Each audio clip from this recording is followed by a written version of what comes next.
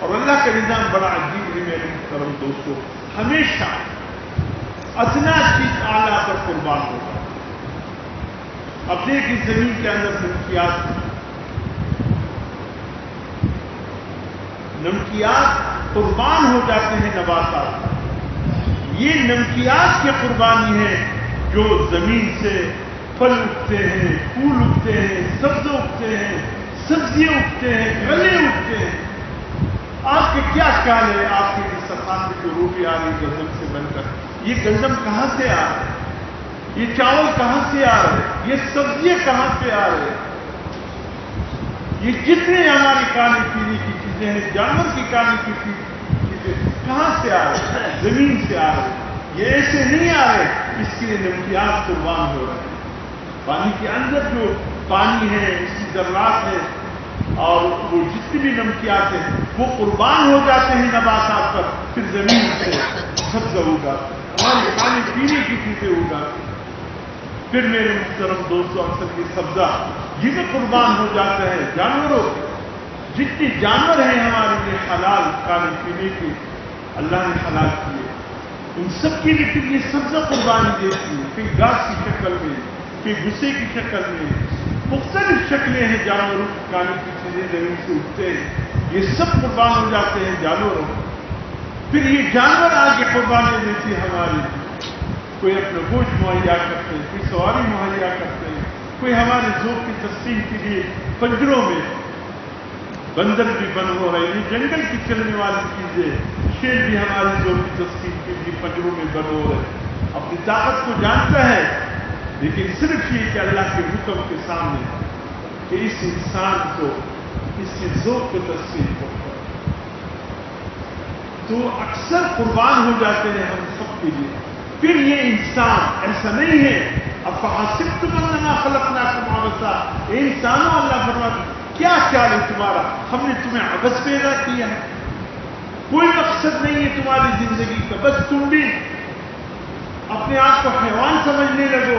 نہیں, تم ایک بہت بڑے مقصد کے لیے اللہ نے تمہیں پیدا کیا ہے, وہ ہے تم پھر اللہ کے دین پہ قربان ہو, اللہ کے کلام پہ قربان. پھر یہاں انسانوں کی قربانی, اللہ پاک بغیر قربانی کی بھی بہت کچھ اپنی دین کا بول بالا کر سکتے ہیں, لیکن اللہ دیکھتے ہیں بڑی بڑی شخصیتوں نے قربانی.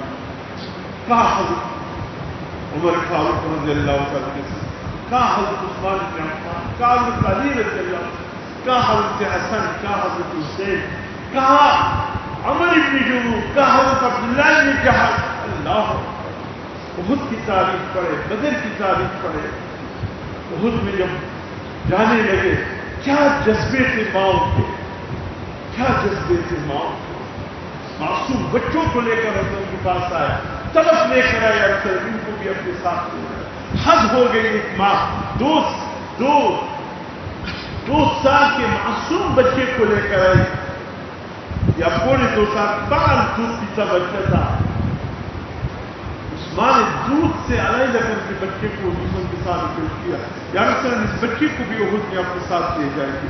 حضور نے فرمایا بیٹی بچے کیا کرے گا, ہم وہاں کفار سے لڑیں گے کہ بچے کو سنبھالیں گے.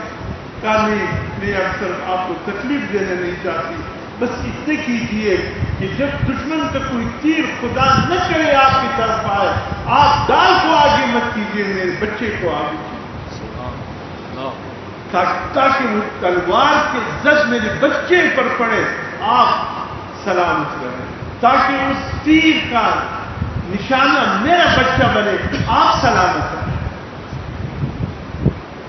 ایک عورت کی بے قراری, اس کی شوہر, اس کا باپ, اس کا بھائی, اس کا بیٹا, سب بہت میں جا چکے تھے. جب یہ اسلامی نہیں کہ مسلمان شہید ہو گئے بہت بڑی تعداد, اور حضور صلی اللہ علیہ وسلم کی بھی شہادت کی افواہ مدینے پہنچ گئی. یہ تڑپ کر کے باہر آتی ہے, ایک ایک سے پوچھتی ہے حضور صلی اللہ علیہ وسلم کیسے ہیں. کہا کہ تیرے والد شہید ہو گئے. کہا انا للہ و انا الیہ راجعون, اللہ کی دین پر سے دعوت دیا. حضور صلی اللہ علیہ وسلم کے حال کو کامیاب وہ بہتر. دوسرے نے آ کر یہ پھر تڑپتے ہوئے پوچھتے ہیں حضور صلی اللہ علیہ وسلم کیسے. کہا تیرا بیٹا شہید ہو گیا. کہا انا للہ, حضور صلی اللہ علیہ وسلم کی خبر دو. کہا وہ سلامت. تیسرے نے آ کر خبر دی، اس سے پوچھا حضور صلی اللہ علیہ وسلم کیسے؟ کہا تیرا شوہر شہید ہو گیا۔ کہا انا للہ۔ حضور صلی اللہ علیہ وسلم کیسے؟ کہا وہ سلامت ہے۔ چھوٹے نے آ کر خبر دی، جس سے پوچھو حضور صلی اللہ علیہ وسلم کیسے؟ تڑپ اطمینان نہیں ہو رہا تھا۔